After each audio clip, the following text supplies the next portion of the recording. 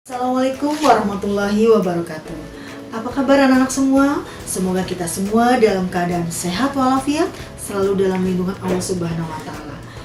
Oke, alhamdulillah kita sudah memasuki semester genap tahun pelajaran 2020-2021. Tentunya memasuki semester baru dengan semangat dan motivasi baru. Oke, untuk pembelajaran pada kali ini Ibu akan memulai yaitu materi Bank Sentral. Oke, tahukah kalian apa itu Bank Sentral? Ya, betul. Bank Sentral di Indonesia adalah Bank Indonesia. Oke, apa kompetensi dasar pada pertemuan ini? Kompetensi dasarnya adalah mendeskripsikan Bank Sentral, sistem pembayaran, dan alat pembayaran dalam perekonomian Indonesia. Lalu apa yang menjadi tujuan pembelajaran pada kali ini? Tujuan pembelajarannya adalah 1. Menjelaskan pengertian Bank Sentral. Yang kedua, menjelaskan tujuan Bank Sentral. Dan yang ketiga adalah mengidentifikasi tugas Bank Sentral. Oke. Bank Indonesia sebagai Bank Sentral merupakan lembaga yang independen. Maksud dari Bank Indonesia sebagai lembaga independen itu apa sih?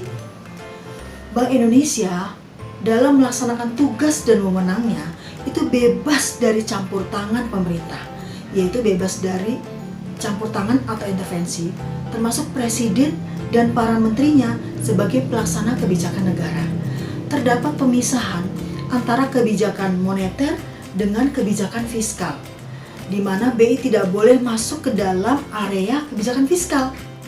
Negara maju seperti Amerika Serikat dan Inggris itu bahkan tidak bisa melakukan intervensi ke dalam kebijakan bank sentralnya. Bahkan Presiden Trump, mantan Presiden Amerika yang powerful, itu tidak bisa melakukan campur tangan terhadap kebijakan The Fed, meskipun gubernur bank sentralnya itu yang memilih adalah presidennya. Oke, kenapa begitu? Di negara demokratis, presiden berperan sebagai pelaksana atau eksekutif bersama para menteri dalam menjalankan pengelolaan negara, terutama di bidang keuangan, yaitu melaksanakan kebijakan fiskal. Nah, apa itu kebijakan fiskal? Oke, betul. Kebijakan fiskal adalah kebijakan yang mencakup penerimaan dan pengeluaran anggaran belanja negara. Contohnya, proyek pemerintah, lalu penerimaan pajak, apalagi? Ya, betul, penghematan belanja negara. Tapi pemerintah tidak bisa melakukan intervensi kebijakan yang ditetapkan oleh Bank Sentral. Kenapa begitu?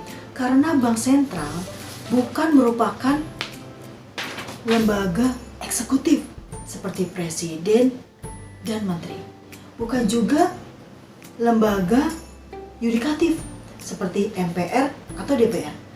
Juga bukan lembaga yudikatif seperti MK atau MA. Oke. Kenapa independensi ini diberikan? Agar investor percaya bahwa kebijakan di bidang keuangan dan moneter itu diambil secara objektif dan analis yang valid dan ilmiah. Nah, kalau gitu kita mulai dari pengertian Bank Sentral. Apa sih Bank Sentral itu? Bank Sentral menurut Undang-Undang Nomor 23 Tahun 1999,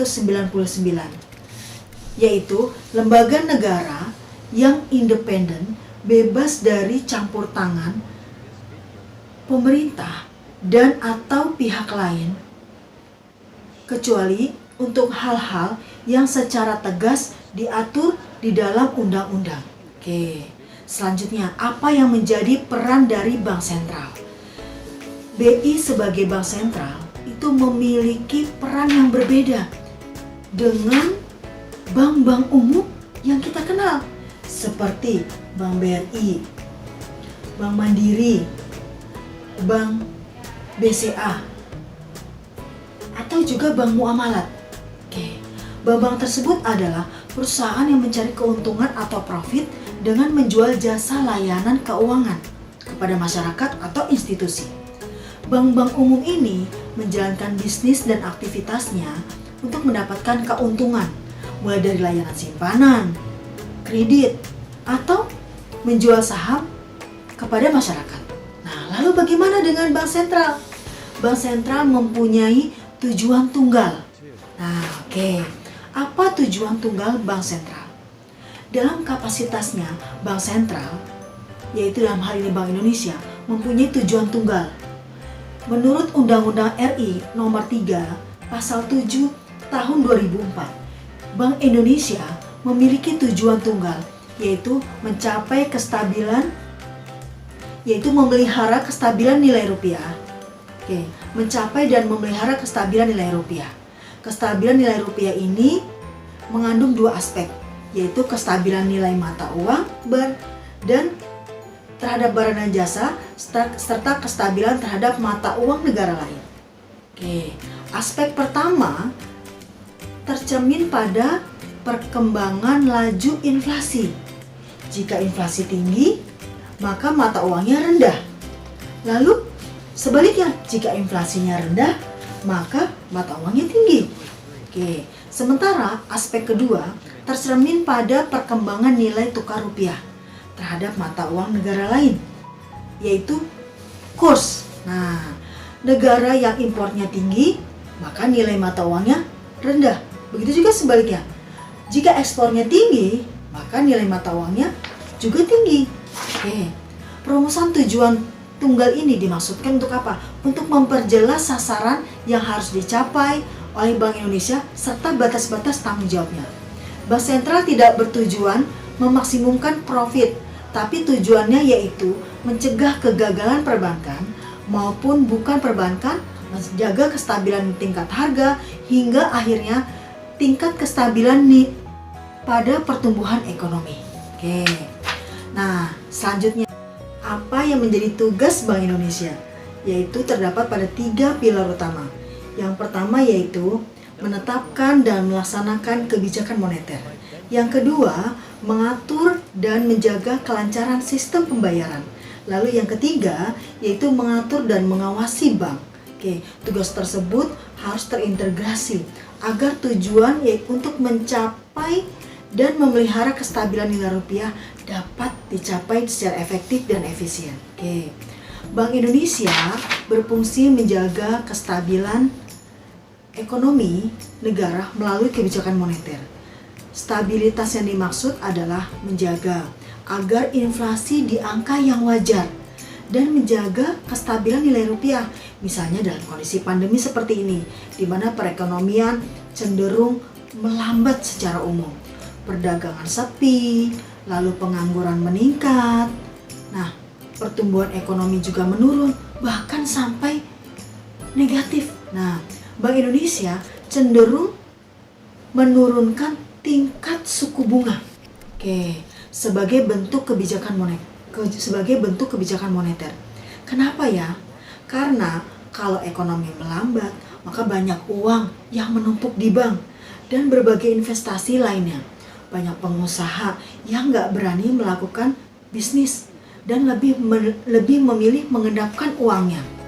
Dalam situasi ini, suku bunga bank itu perlu diturunkan. Kenapa? Supaya keuntungan yang berbasis suku bunga itu menjadi tidak menarik.